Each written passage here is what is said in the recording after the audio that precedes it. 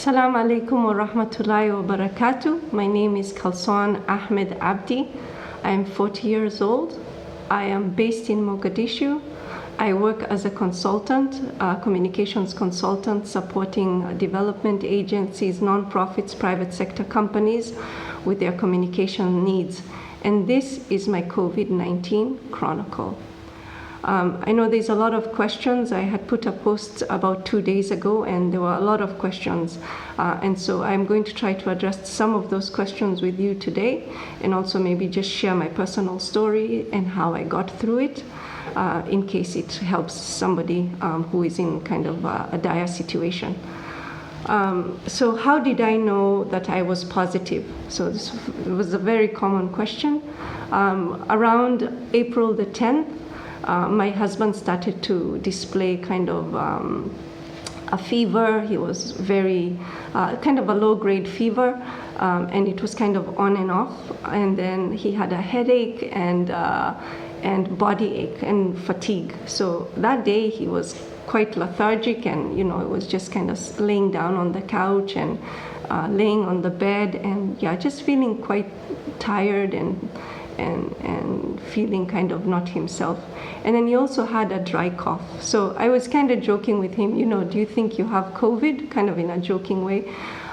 So he started to get sick. And then about 2 days after that, or I think it was maybe a day and a half, he just kind of lost his sense of smell and his taste. So that kind of confirmed for me that he has COVID-19, because from what I had been seeing online, that was kind of a sign for some people. So we now knew that we had a situation in our hands. We do live with our colleagues upstairs, and we had a discussion before anybody got sick, or at least before we thought anybody was sick.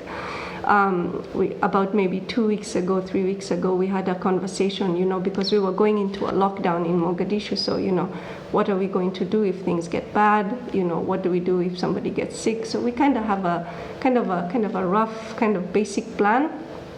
And we were like, if somebody gets sick, you just quarantine yourself, and we'd help each other from where we were.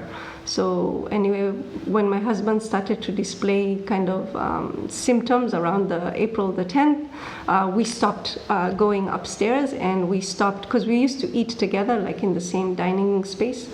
We have the same cook that cooks for us. So we would sit together. Sometimes we would sit outside together enjoying the sun, because none of us is going to the office, so we're kind of together in the house. So anyway, as soon as my husband started to display symptoms, we kind of quarantined ourselves to the downstairs part of the house, and then the other people upstairs just stayed in their areas. We just didn't interact with each other. Our cook brought the food for us.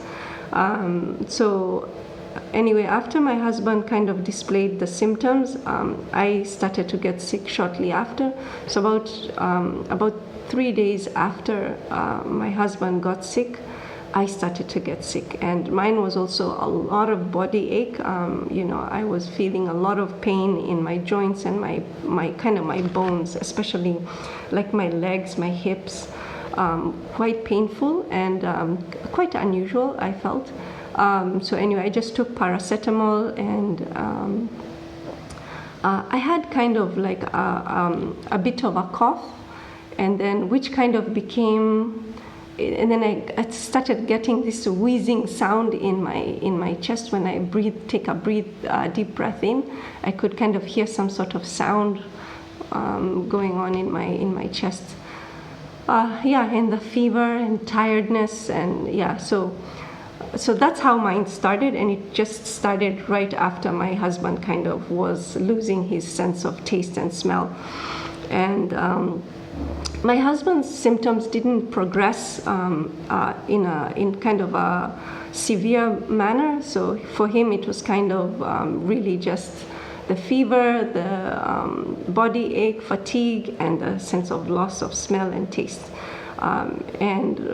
But I, on the other hand, started to get, progressively worse in terms of my breathing. So around the 15th and the 16th, the night of the 15th, I remember I was sleeping in bed at night, and then I just kind of woke up feeling like, I couldn't catch my breath.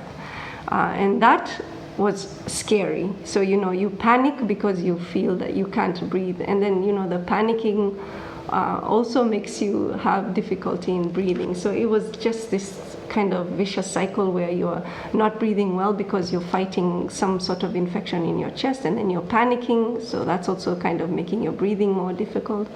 So anyway, I just kind of tried my best to kind of keep myself calm. Although, I was freaking out. I was quite scared. I prayed because at the time I really didn't know what to do. So I just kind of got up and I was praying, doing, ruku and So it was quite scary. Around the night of the 15th, the 16th was also difficult in the day. I started to develop a very painful chest pain, and it was right in the middle, in my sternum, and it was like a burning feeling, and also pressure, like you feel like your chest is being pressed down, so you can't really breathe, and you're also feeling pain inside, like you feel like there's glass or somebody with metal claws scratching you in the inside. It was quite painful. That's how I could describe it. It was a painful hot pain from my chest, and also feeling like you can't breathe very well. So anyway, when that happened, I called my sisters, because honestly I was so scared and I didn't think I was gonna make it.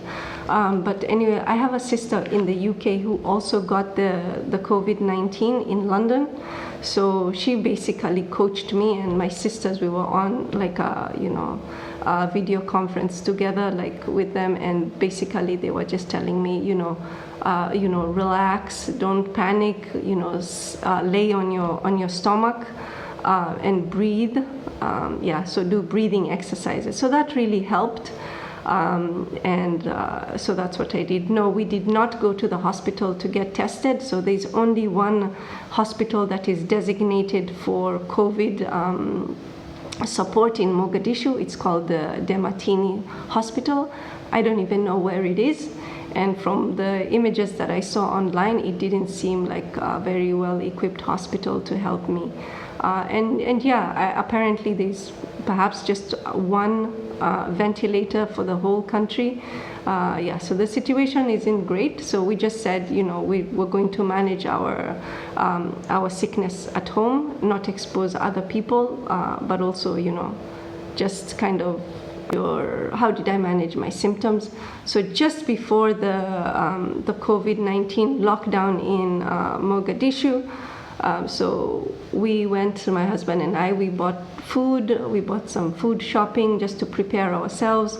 We also bought some medication. Prior to the getting sick and stuff, we were just really just looking online, seeing what it is that we can do, what we need. So we had seen online that, we need to be taking vitamin C. We were taking about 1,000 milligrams every day, even before we got sick. And we really don't know how or when we got sick. But anyway, just around mid-March, when we were kind of stocking up on supplies, because that was what everybody was doing, we bought supplements, vitamins and kind of things like paracetamol. We also had seen online that chloroquine could be helpful in managing the disease, so we also had chloroquine. And so when my husband started to get sick, he started taking the chloroquine. And we were already taking the vitamin C, 1,000 milligrams a day, and vitamin D, and and zinc. So basically we were already kind of doing these things. The only thing that we did once, we started getting sick was just taking the chloroquine, and it was about 400 milligrams a day. So I would take like but 200 milligrams in the morning and 200 milligrams in the evening. And we only took the chloroquine for about 4 days, like when the symptoms were kind of more severe, and then we stopped. So that was just about it. And I think it helped, and that's why I'm sharing. I put a post up a couple of days ago, and people were thinking that it was irresponsible for me to tell people, what to take and whatever. I'm not telling people what to take. I'm not a doctor. I'm just telling you what I found online and the things that helped me. And then again, I had more severe symptoms that affected my chest and my breathing, which is quite scary, and it helped. So I'm not here to advocate for a certain protocol or whatever. I'm just sharing with you what I did. And yes, we did drink a lot of hot, warm fluids, especially alkaline foods. So we took a lot of lemon and grapefruit juice, and we had a lot of mangoes and just fresh fruit. And then we also were taking crushed black seed with honey, so just a teaspoon of both together, and I could mix it even in my hot drinks and just drink it that way. And we were drinking, warm hot water, hot food, and yes. And to be honest with you, I also just think, it was by the grace of God that I think we also got through this the way we did. There were no casualties, and because what I had seen online and the news that I was reading was showing lots of deaths around the world. So that itself is very scary. So so I just tried kind of to zone out from what was happening around the world, and just kind of focused on trying to get better and try to figure out what was happening with me and what I could do to manage my own symptoms. So if you have any more questions about what I did and how I did it, just message me, and I'll also add links to the protocols that helped me. Another interesting thing that happened was, after I was fighting my COVID-19, I got a secondary infection. This kind of happens for some people. So I had a sinus and ear ache. This was around the 18th. So I woke up in the morning, and I was feeling dizzy, and I couldn't hear from my ear, and I was feeling pain and pressure, and also pain and pressure in my sinus, including even in my eyes.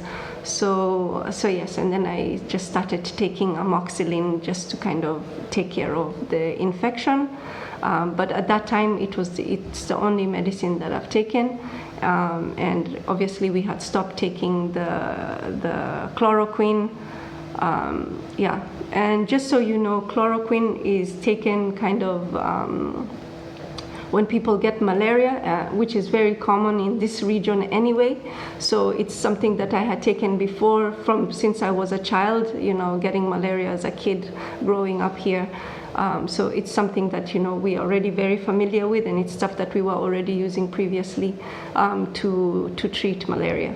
So and so I'm just sharing my story of what to do, or how I managed when I got sick. The most important thing, obviously, is to prevention is better than cure. So please just wash your hands. Don't get too close to people, and and just get prepared. Take your vitamins, take lots of,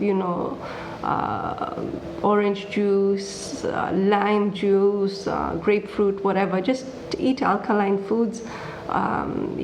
And that's what I would say to you. And then if you do decide that you want to do what I did, Thank you.